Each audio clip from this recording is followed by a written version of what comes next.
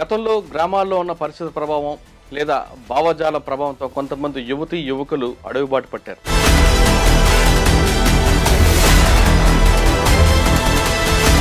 ఈ వారం మన గెస్ట్ గువ్వల మహేష్ అలియాస్ సుభాష్.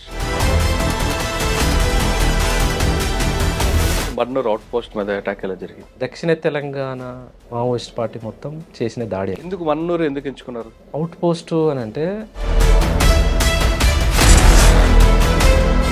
3 జిల్లాల వల్ల ఒక నెల పాటు ఫారెస్ట్లోనే ఉండి ఎదడు కట్టెలతోటి స్టేషన్ నిర్మాణం చేసి ఒక నెల మొత్తం రిహార్సల్ చేసినాం. ఎక్కడ ఏ టీము దాడి చేయాలి. కర్ణాటక పోలీసు వాళ్ళు వచ్చారు. ఇక్కడ వీళ్ళు దొరికిరు 11 మంది. వీళ్ళని వేసేద్దామని మాట్లాడుతూ అంచాల దగ్గర కూడా అంబుష్ చేస్తారు. అప్పుడు జన్మభూమి ప్రోగ్రామ్ ఏదో జరుగుతున్నది దేవేందర్ గౌడ్ కోసం అనేది పెట్టింది, హోమ్ మినిస్టర్ కోసం. దాంతో కొట్టిరు. గువ్వల మహేష్ కోసం అప్పుడులో పోలీసులు మీ ఇంటికి వెళ్ళి మీ అమ్మగారికి నాన్నగారికి బట్టలు పెట్టడం, అది కూడా వినకపోతే ఇల్లు బ్లాస్ట్ చేయించారు. ఈ 2 సంఘటనలు తెలుసా ఎప్పుడైనా? ఉద్యమంలో లోపల ఉన్న వాళ్ళని బయటికి తీసుకురావడంలో భాగంగా దాన్ని ఎట్లా సమర్థిస్తాం? ఆర్టీసీ బస్సులు దగ్ధం చేయడం వెనుక ప్రజల ఆస్తే కదా. ప్రజల ఆస్తిని దగ్ధం చేస్తే మీరు ఎవరికి నష్టం చేస్తున్నట్లు? ఆ రోజులున్న పరిస్థితి ప్రకారంగా ప్రజలకే నష్టం, కానీ మేము చేసే పని కూడా ప్రజల కోసమే కదా అని ఆలోచన. దగ్ధం చేయడం వల్ల ఆ గ్రామాలకు బస్సులు వచ్చేవి కావు. ప్రజలను ఇబ్బంది పెట్టింది వాస్తవం. కొన్ని గ్రామాలకు బస్సులు బంద్ చేసింది వాస్తవం. గవర్నమెంట్ ఇబ్బందులైనవి. అంటే అయితే అడవులు ఉండాలి లేదా తన దగ్గర ఉండాలనేది నయం పాలసీ. అవును. మీకు పిలిచి ఏం చెప్పాడు? సరెండర్ అయిన దగ్గర నుంచి ఏ అయితే ఆఫీసర్ ఉన్నాడో పనే తీసుకుపోయి వాళ్ళ కారు ఎక్కించింది. అవునా? అంతే కదా. ఎవరో ఒక ఆఫీసర్ అంటే మనిషిని ఒక గీత గీసి తను ముందే గీసుకున్న గీతలో దింపాలనే ప్రయత్నంగా మాట్లాడాడు. అయితే నన్ను చంపాలనే వచ్చినావు నువ్వు బయటకు. నేను బతకాలని బయటకు వచ్చినోని నిన్ను చంపాలని నేనెందుకు అనుకుంటా? ఇట్లా మాట్లాడతాడు. గువ్వల మహేష్ అలియాస్ సుభాష్ 2000 నుండి 2006 వరకు రాచకోట ధరల్లో అంటే సిటీ శివారులో ఏ యాక్షన్ జరిగినా ఫస్ట్ నీ పేరు వినిపించింది. అటు యాచారం పొల్యూషన్ అవ్వచ్చు, తర్వాత అక్కడ ఒక బీజేపీ నాయకు మీద అటాక్ అవ్వచ్చు, లేదు మహబూబ్నగర్లో మన్ననూరు పొల్యూషన్ మీద అటాక్ అవ్వచ్చు, లేదు చౌటప్పల్ దగ్గర రిలయన్స్ బంక్ మీద అటాక్ అవ్వచ్చు, ఒక ఎస్ఐ మీద దాడులు, ఇవన్నిట్లో కూడా పేరు వినిపించింది. కానీ ఎవరికి చిక్కకుండా యాక్షన్ చేయడం, పారిపోవడం అనేది మీ యొక్క స్టైల్. అంటే ఇన్ని యాక్షన్ చేయడానికి పార్టీ యొక్క ఆదేశాల మేరకు చేయడం తప్ప వ్యక్తిగతంగా ఎవరికి కారణాలు ఉంటాం. మీరు వెళ్ళిన తర్వాత అక్కడ చేసిన కార్యక్రమాలు ఏంటి? ఏ లక్ష్యంతో అయితే పార్టీలోకి వెళ్ళారో ఆ లక్ష్యం నెరవేరిందా లేదా అనే ప్రశ్న సమాధానం చెప్పే ముందు ఒకసారి గువ్వల మహేష్ కుటుంబ నేపథ్యం చెప్పండి.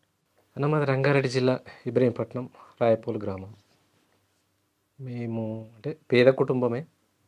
మేము 3 అన్నదమ్ములం. నేను 2 ఆయనని, మాకు ఒక అక్క.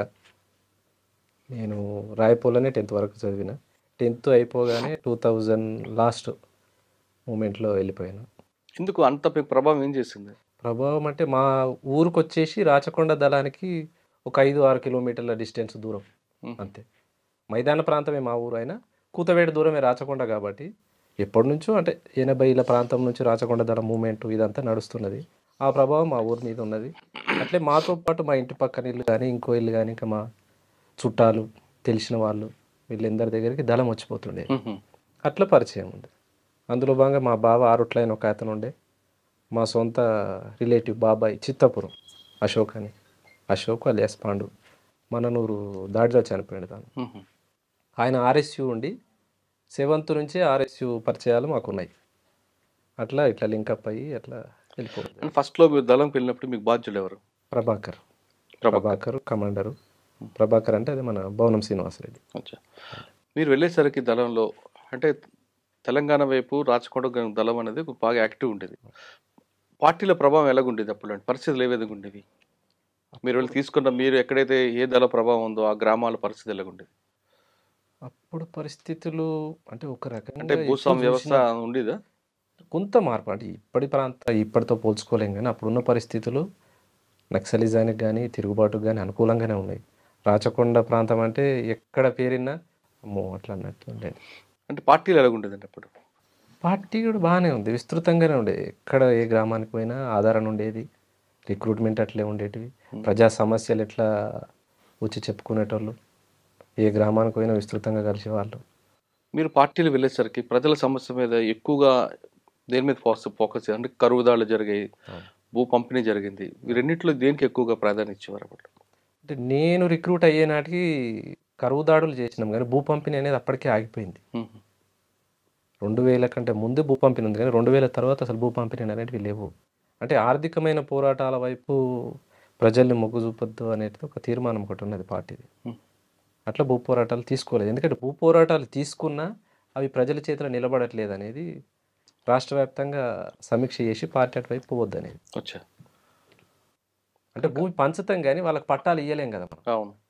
మళ్ళీ యథావిధిగా వాళ్ళకే వస్తున్నది. అవును. అట్లా అని చెప్పి భూ పోరాటాలు అంటే కరువు దాడులకు మాత్రం ప్రాధాన్యత ఇచ్చిందా? అంటే ఆ రోజు ఉన్న పరిస్థితులు కరువు అనేది ప్రజల్ని ఆకలితో ఉంచలేం కదా.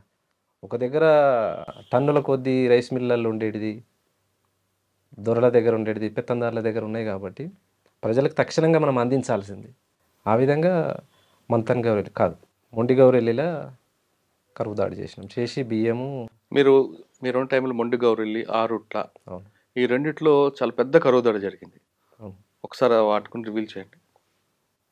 చింతపట్ల విలేజ్ మొండి గౌరెల్లి మ్మ్. ఈ 2 గ్రామాల మధ్యన ఒక్కడే డీలర్ ఉండేది. అప్పుడు గవర్నమెంట్ పనికి ఉపాధి పథకం కింద బియ్య పంపిణీ జరిగేది. పనికి ఆహార పథకం. పనికాహార పథకం కింద బియ్యం పంపిణీ జరిగేది. అది సక్రమంగా పంచుతలేరు, జరుగుతలేవు, ఇక అక్రమాలు జరిగి బయట అమ్ముకుంటున్నారు అనేది మనకు వార్త ఉంది. ఇట్లా కాదు మరి కరువు దాడికి సిద్ధపడదామా అనేసి ఒక వారం 10 రోజుల నుంచి ఆ గ్రామాల ప్రజలందరినీ కలిసి ఆ గ్రామాలలో ఉన్న సంఘాలతోని సమాచారం తీసుకొని అందరూ పార్టిసిపేట్ చేయాలి, మరి చేద్దామనంటే చేద్దామని ఒక నిర్ణయానికి వచ్చి దాడి చేసాం. మ్మ్. దాడి చేసి బియ్యాన్ని ఎన్ని ట్రాక్టర్ గంటలప్పుడు జరిగింది ఇది? నైటే మ్మ్. సాయంత్రం పూట 7 గంటలకు 8 గంటలకు ఊర్లోకి వచ్చేసి 2 గ్రామాల వాళ్ళని తీసుకొచ్చి మీరు తీసుకెళ్ళిపోండి, ఎవరి కాళ్ళు తీసుకుపోయారు అంటే ఎవరి కాళ్ళు తీసుకుపోయారు కానీ ఎవరంతలో వాళ్ళు సంతులు తీసుకుపోలేదు. తీసుకుపోయి గౌరీలి కాడ ఏం జరిగిందంటే వాళ్ళు ఒక బండ మీద ఊరు బయట పోసి పంచుకున్నారు. అది అప్పటికే లీక్ అయిపోయింది. తెల్లారి డిపార్ట్మెంట్ వచ్చిర్రు, కేసులు అయినాయి, అదంతా జరిగింది. ఎవరెవరైతే కేసుల పాలయ్యారో మళ్ళీ వాళ్ళందరినీ కూడా విడిపించినాం. మీరు పార్టీలు వెళ్ళేసరికి మీకు తుపాకీ మీద అవగాహన లేదు, కానీ పార్టీలకు వెళ్ళాక తుపాకీ పట్టుకొని ఎక్కడ ట్రైనింగ్ తీసుకున్నారు? గుట్టల్లోనే, రాజకొండ గుట్టలో? ఫారెస్ట్లోనే ఎవరికైనా రిక్రూట్ అయిన వాళ్ళు ఎవరికైనా పార్టీ రోజువారీగా శిక్షణ ఉంటుంది.